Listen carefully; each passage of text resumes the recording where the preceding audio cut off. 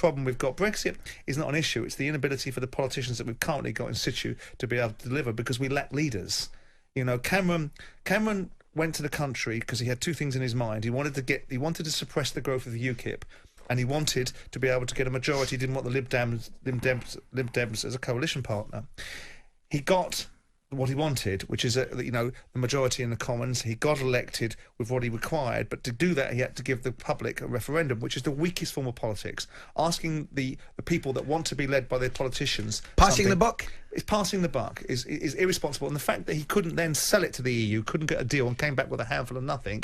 In my opinion, Cameron.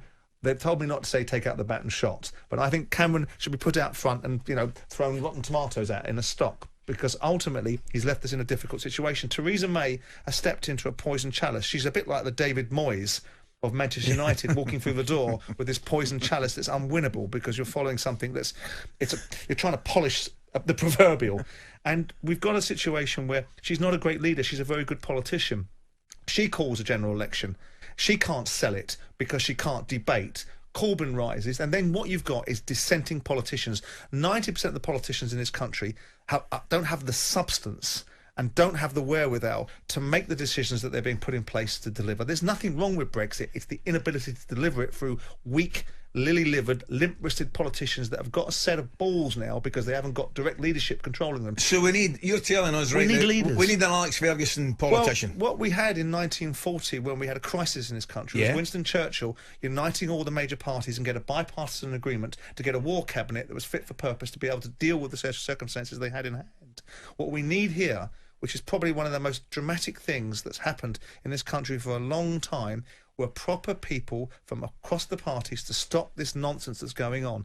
Taking no deal off the table. I mean, come on, there's no such thing as no deal. What there is no deal now, maybe, but there'll be a deal further down the line. Taking it off the table because you're placating certain politicians, you're placating certain people. You've now got Jacob Rees-Mogg coming round to different ways of thinking. I just think the problem that we've got is ineffective politicians. There are not enough leaders. In America, you've got a leader that can't politic. In this country, we've got a politician that can't lead.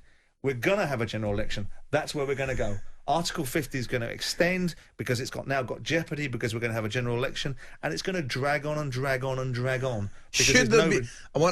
This is my hardest question in the morning. I want a yes or a no off you. Should there be a second vote? Absolutely not.